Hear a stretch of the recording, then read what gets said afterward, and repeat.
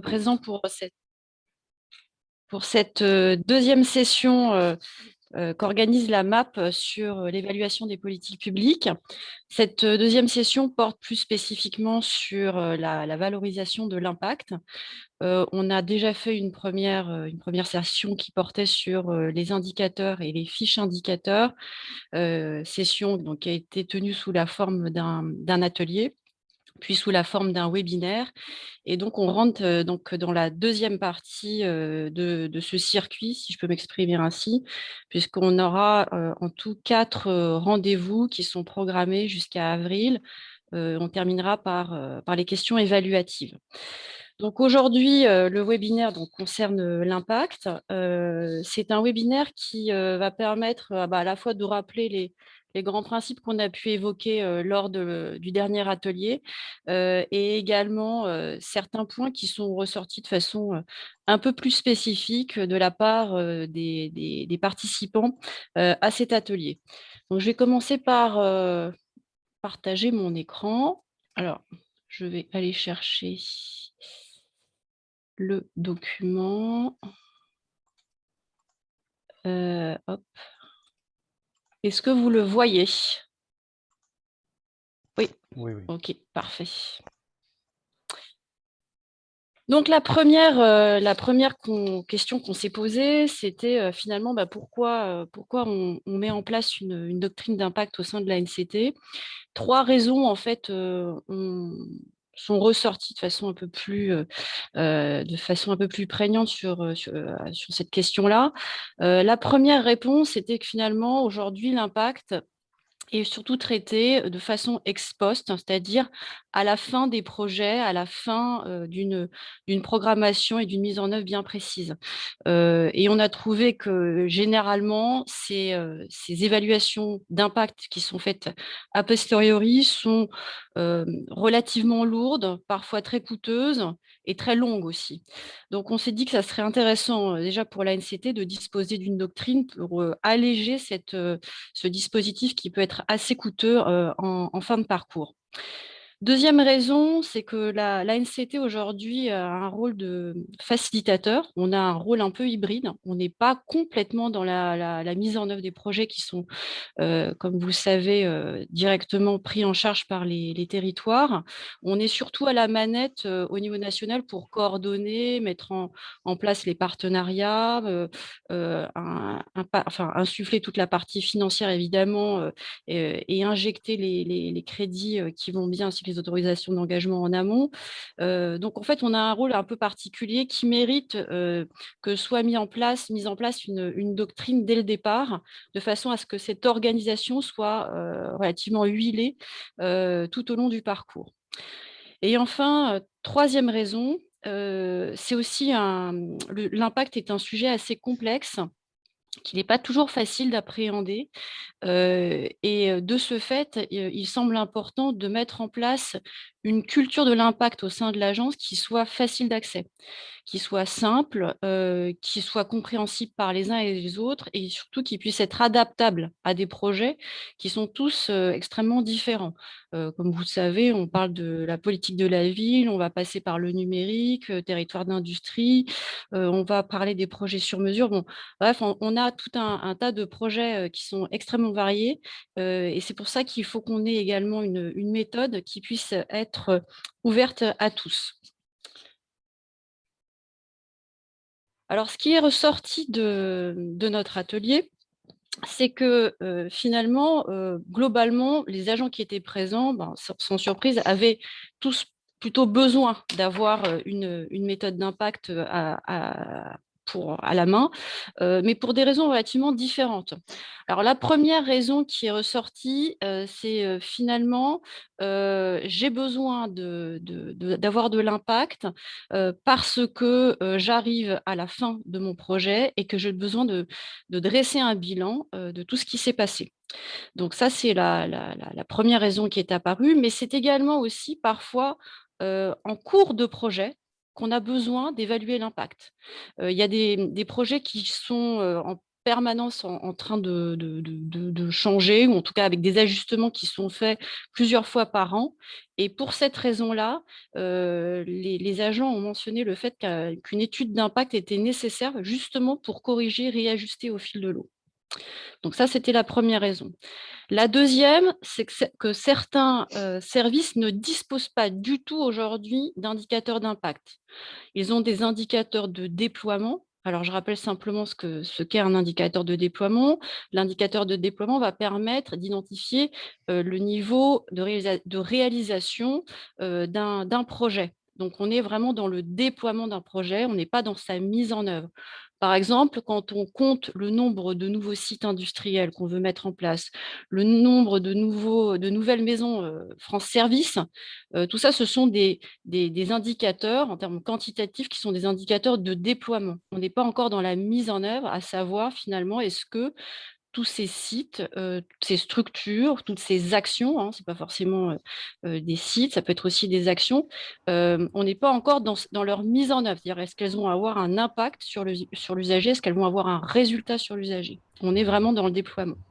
Donc ça, c'est important. Alors aujourd'hui, il y a beaucoup de programmes qui ont des indicateurs de déploiement, mais peu ont encore réfléchi à des indicateurs d'impact, sachant que c'est assez important d'y réfléchir assez vite pour justement pouvoir corriger et ajuster un pilotage. Il y a également des programmes qui sont plutôt concernés directement par ces indicateurs d'impact, notamment tous les programmes qui travaillent sur les grandes transitions. Alors aujourd'hui, on voit qu'il y a 4 grandes transitions qui apparaissent. Donc là, on a la transition démographique, la transition numérique, on a la transition écologique et on a la transition économique.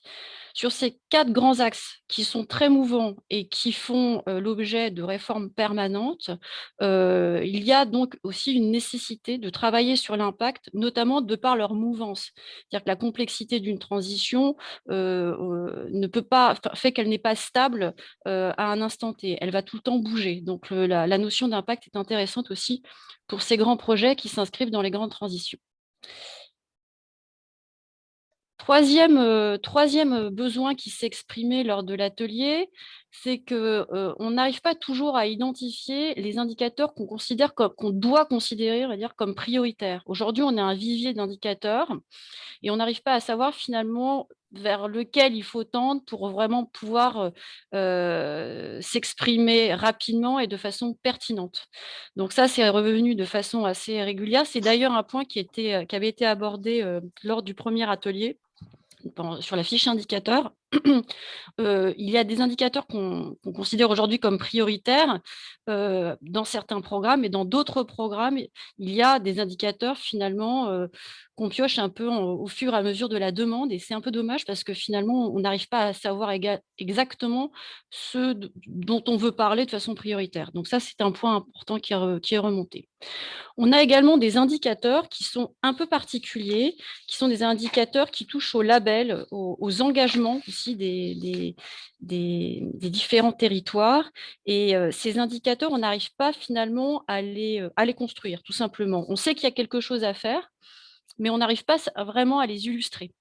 Donc ça, c'est un point qui est revenu notamment sur des notions de certification et de label. C'est-à-dire qu'on fait un label, mais finalement, pourquoi on veut faire un label? Donc derrière, il faut également raconter une histoire, notamment sous la forme d'indicateurs, entre autres. Enfin, on a aussi un besoin qui s'exprime sur des territoires qui mènent quelque part la même politique, mais qui s'expriment différemment parce que les profils de territoire sont très différents. Donc, notamment sur les territoires des massifs, hein. Il y avait le massif alpin et le massif pyrénéen qui étaient présents lors de l'atelier.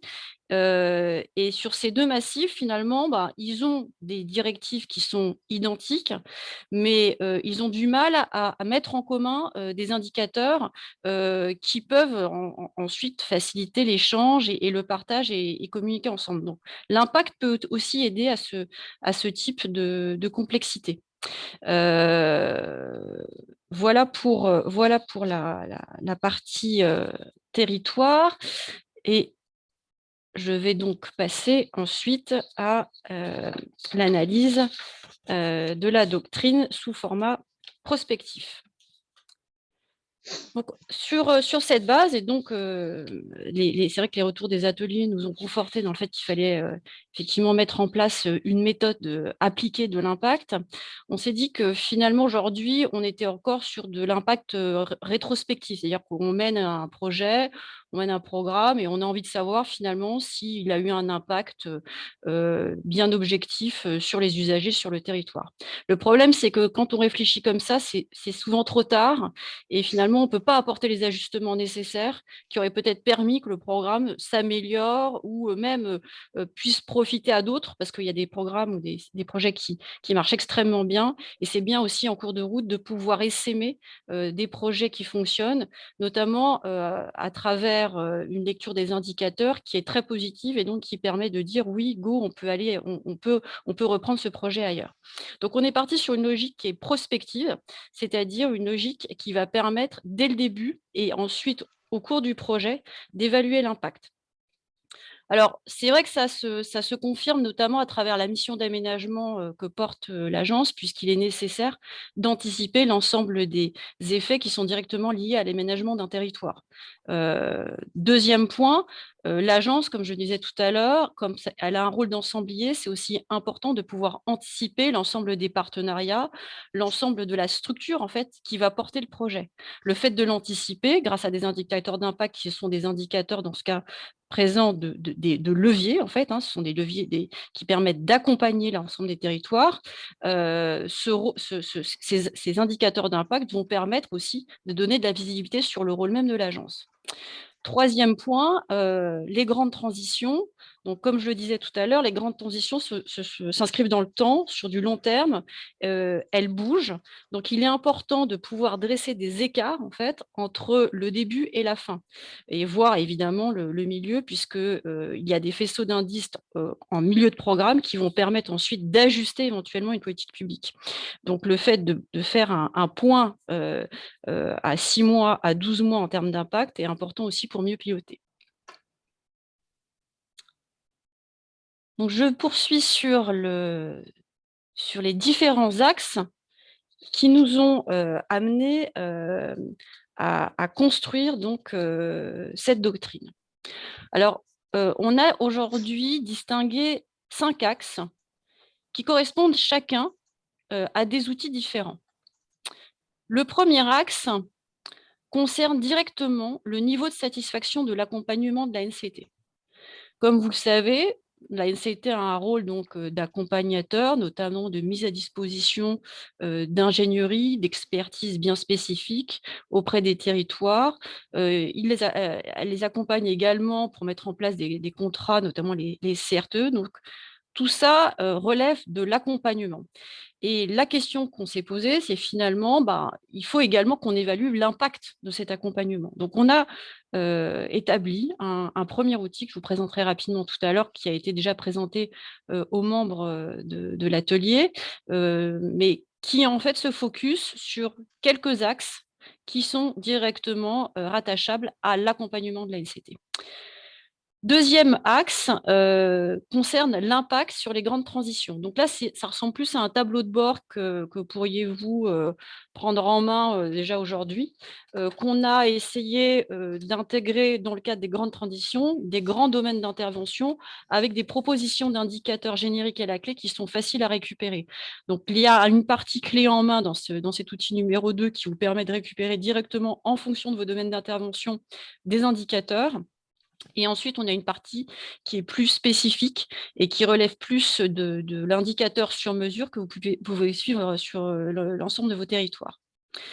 Troisième outil, c'est un indicateur qui est beaucoup plus macro et qui permet en fait d'évaluer l'impact d'une politique publique sur le bien-être des usagers, sur le quotidien des usagers. Parce que finalement, la raison même de toutes ces politiques publiques, c'est aussi d'améliorer le quotidien de l'usager. Donc, on s'est dit, à l'instar de ce qui est fait d'ailleurs au niveau de l'Union européenne sur ce qu'on appelle aujourd'hui la taxonomie verte, on en entend pas mal parler en ce moment, on s'est dit finalement, on pourrait aussi créer une sorte de taxonomie du bien-être, mais qui serait directement alimentée par les politiques publiques qui sont accompagnées par la NCT.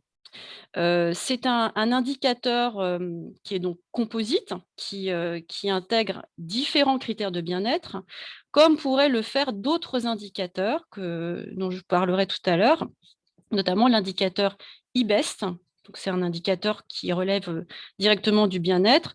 On en a d'autres. On a également des indicateurs qui sont aujourd'hui portés par l'ONU, comme les objectifs de développement durable.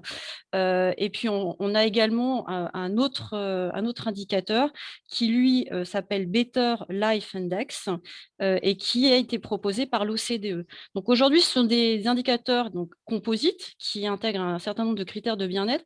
Ça permet d'avoir déjà une première lisibilité des attendus des citoyens. Donc, ce qu'on a fait, c'est qu'on a récupéré donc l'ensemble de ces indices existants et on les a croisés avec les politiques publiques qui sont accompagnées par l'ANCT pour proposer 7 critères, donc cette fameuse taxonomie du bien-être, 7 critères sur lesquels l'agence peut avoir un impact favorable sur le quotidien des usagers. De façon transverse, on propose également un quatrième outil, qui est un outil qui balaye l'ensemble des risques et des opportunités qui sont portés et qui sont intégrés par l'ensemble des projets. Alors cet outil, il doit être constitué de façon très partagée, puisque en fait, c'est un échange qui va permettre d'identifier un certain nombre de risques, de les coter, et de la même façon, de lister un certain nombre d'opportunités, de les coter, et ensuite de les choisir et une fois qu'on les a choisis, de les mettre en application. Donc, il y a un plan d'action qui est directement rattaché à cet outil numéro 4. Enfin, dernier outil beaucoup plus traditionnel, on va dire, on rentre en fait dans une partie qui est plus rétrospective, puisque les 4 premiers outils en fait sont utilisés dès le départ et en cours de projet. Le 5e outil, lui, va permettre en fait de confirmer les tendances qu'on aura identifiées en amont lors de l'analyse prospective. C'est un outil qui est notamment fondé sur des groupes d'entretien, sur des questionnaires, sur un certain nombre d'ateliers focus. Donc, on a un certain nombre d'exercices qu'on peut tenir dans ce cadre-là, mais c'est un exercice important à mener a posteriori, donc plusieurs mois, voire plusieurs années après la mise en œuvre, la date de lancement et de mise en œuvre du projet. Donc voilà pour la présentation très rapide de la doctrine d'impact. Alors ce que je vais faire, c'est que je vais vous partager un autre outil, donc l'outil qui est l'outil Excel. Je ne vais pas trop m'attarder dessus, mais je voudrais quand même vous présenter très rapidement le premier tableau de bord dont je parlais tout à l'heure, qui concerne l'accompagnement qui est proposé par l'ANCT. Alors, c'est quelque chose de très simple, vraiment très, très simple, qui peut être diffusé donc, à des chefs de projet, à des référents, à des coordonnateurs, et qui permettent déjà de donner un premier niveau de satisfaction de l'accompagnement que propose l'agence. Alors, évidemment, c'est une première porte d'entrée, hein, comme on le disait la dernière fois à l'atelier. Derrière, il y a évidemment des matières ensuite à analyser les réponses qui sont apportées par chacun des chefs de projet ou en tout cas des référents, puisque les destinataires sont généralement en territoire. Alors, ça se présente de façon très simple. On a une présentation du programme, du projet, du territoire, de l'objectif stratégique. Donc ça, c'est un petit peu la fiche d'identité du projet. Puis ensuite, on a par menu déroulant un choix de satisfaction, de moyennement satisfait ou de non satisfait. En fonction du choix qu'on fait, donc toujours en termes d'accompagnement, on a plusieurs possibilités ici qui s'affichent automatiquement. Donc, par exemple, si je suis satisfait, je peux être satisfait, par exemple, par la réactivité de l'ANCT face à mes sollicitations, mais il y a d'autres propositions qui sont faites dans le menu déroulant. Évidemment, il peut y avoir d'autres raisons de satisfaction et à ce moment-là, l'interlocuteur va pouvoir intégrer cette réponse dans la case « Autre ». Une fois qu'on a expliqué pourquoi on était satisfait, on rentre dans un détail un tout petit peu plus fin. Alors nous, on a considéré qu'il y avait 4 critères intéressants sur lesquels pouvaient s'exprimer les référents, à savoir les ressources, donc les moyens mobilisés, la qualité des expertises et des études. C'est vrai que Aujourd'hui, il y a pas mal de marchés qui sont à l'outil. Donc, le fait de savoir et d'avoir un retour d'expérience sur la qualité des cabinets de conseil ou des bureaux d'études qui ont été mobilisés, c'est aussi intéressant.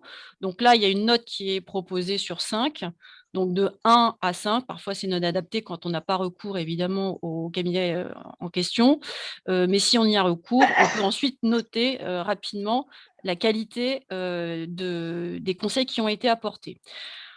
Plan d'action. Alors, le plan d'action, c'est un point qui a été remonté assez souvent. On l'oublie malheureusement. Pourtant, c'est quand même le livrable clé et qui permet d'illustrer la restitution d'une étude et surtout de projeter une action beaucoup plus loin dans le futur. Donc, ce plan d'action, il est parfois de qualité plus ou moins bonne, puisque dans certains cas, il y a certaines actions qui sont impossibles en fait à mener, et c'est intéressant de le savoir également.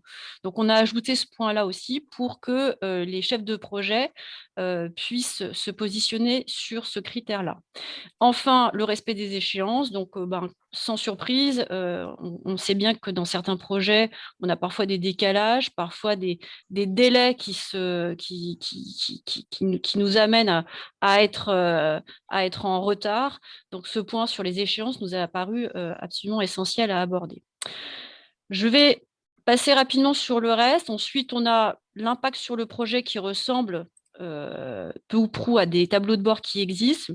Ça a le mérite aujourd'hui de reprendre, pareil, la fiche d'identité, de proposer des menus déroulants et surtout, en fonction de l'indicateur que j'ai choisi, là je prends la Cité de l'emploi qui était notre exemple, d'avoir en fait la possibilité de trouver dans une liste un certain nombre d'indicateurs. Donc, il y en a 4 par domaine d'intervention. On a considéré qu'à l'INCT, on avait 13 domaines d'intervention.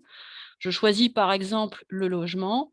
Je vais dans le numéro 8, logement, et là, je vais trouver des indicateurs génériques qui sont faciles à récupérer, notamment auprès de l'INSEE. Alors, excusez-moi, il y a quelqu'un qui se mouche. Est-ce que vous pouvez couper le micro? Donc, on a voilà, on a quatre propositions d'indicateurs sur le domaine logement, par exemple. Donc, de cette façon-là, vous choisissez et ensuite, vous pouvez avoir des indicateurs qui vous permettent d'avoir déjà une première illustration du positionnement et du stade d'avancement du projet ou de l'indicateur sur telle ou telle thématique. Il y a la possibilité également de rajouter des indicateurs sur mesure qui sont à votre main. Donc nous, sur l'impact, on propose d'en mettre 2, voire maximum 3, de façon à ce qu'on reste vraiment très lisible dans l'analyse de l'impact. Encore une fois, l'impact n'est pas le résultat, hein. C'est vraiment c'est du résultat, mais à très long terme. Donc, le nombre d'indicateurs est important. Il ne faut pas qu'on dépasse, en tout cas, 4 sur la partie générique et 3 sur la partie sur mesure. Donc voilà pour les 2 premiers onglets. Je vais passer sur les autres sur lesquels on a pas mal discuté la dernière fois, mais j'ai pas le temps à partie sur ce webinaire pour parler plus avant de ces 2 autres outils. Donc évidemment, si vous êtes intéressé, vous pouvez revenir vers nous et on vous expliquera comment tout ça fonctionne. Je voudrais simplement m'attarder 2 petites minutes sur, tout à l'heure, je parlais des indicateurs de bien-être. Il y a aujourd'hui un indicateur donc, qui s'appelle, tout à l'heure je le citais, IBEST. C'est une question qui est remontée lors de l'atelier. Donc ces indicateurs de bien-être, simplement pour rappel, sont des indicateurs de composite. Donc c'est là-dessus qu'on s'est basé notamment pour construire le 3e outil, donc la taxonomie du bien-être. J'ai mis un lien qui vous permet ensuite de directement bien comprendre comment fonctionne cet indicateur. Donc sur l'indicateur de bien-être IBEST, on a 8 domaines d'intervention et sur chacun de ces 8 domaines, il y a des indicateurs qui ont été proposés pour mesurer, par exemple, l'environnement, la démocratie, le vivre ensemble, etc. Donc, c'est intéressant parce que ça permet d'avoir déjà une première idée des attendus en fait du territoire en termes de bien-être et ça peut parfois se rattacher à des politiques que vous menez. Donc, j'ai mis ce petit lien. Il y a évidemment d'autres indicateurs du même type qui existent, mais encore une fois, je vous laisse le soin de regarder notamment les indicateurs qui sont proposés par l'ONU ou par l'OCDE. Voilà, j'ai à peu près fait le tour en quelques minutes. Notre temps est quasiment écoulé. Donc, je vous laisse peut-être la parole pour peut-être vous exprimer ou vous poser des questions sur cette présentation, certes assez rapide vu la complexité du sujet.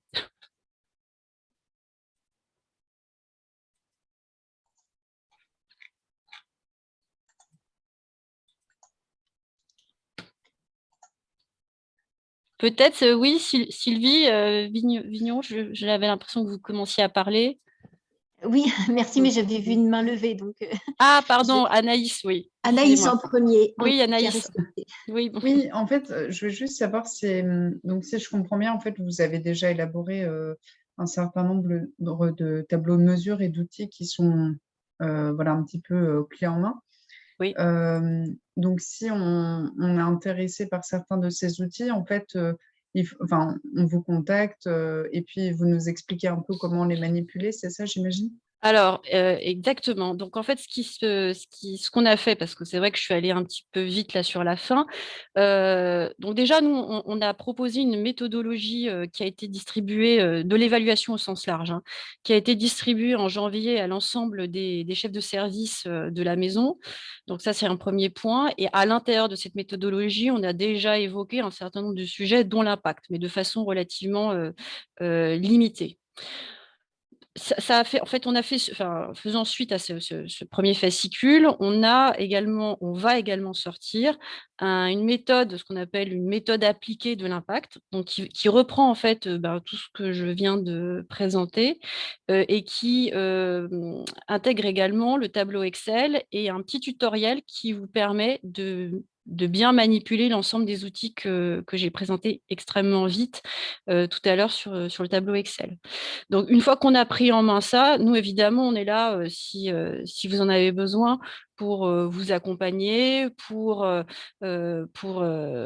construire éventuellement la première ossature d'un rapport d'impact et aller plus loin. Parce qu'évidemment, comme je le disais tout à l'heure, ces 5 outils, c'est vraiment le b.a.-ba du début. Et ensuite, il faut aller sur certains sujets qui semblent prioritaires plus loin. Et ça dépend également de la question qu'on veut se poser, qu'on se pose et à laquelle on doit répondre. Oui, Sylvie.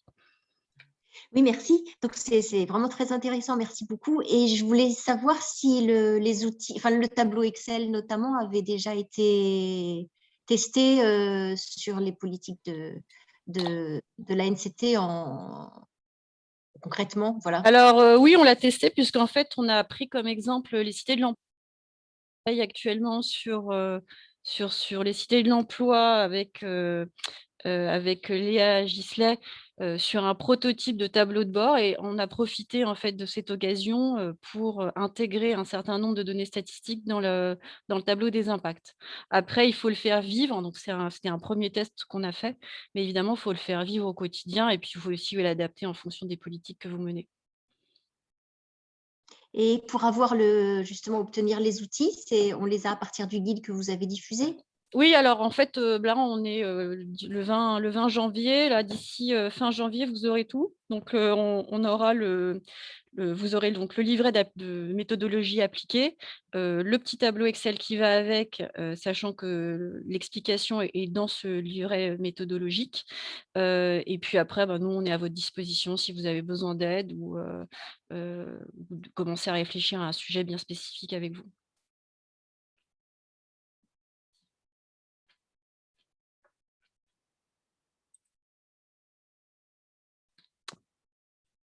Est-ce que vous avez d'autres questions?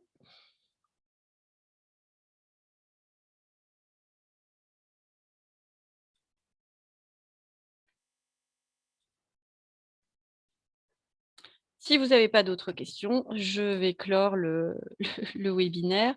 Il est 14 heures, donc on a tenu les temps impartis. Il me reste à vous souhaiter une très bonne fin de journée et puis peut-être à très bientôt si vous avez besoin qu'on vous aide, qu'on vous accompagne sur des réflexions qui sont directement liées à l'évaluation, voire à l'évaluation de l'impact. Merci beaucoup, Véronique. Merci. Merci beaucoup pour cette présentation et belle journée à tous. Au revoir. Au revoir. Merci, au revoir.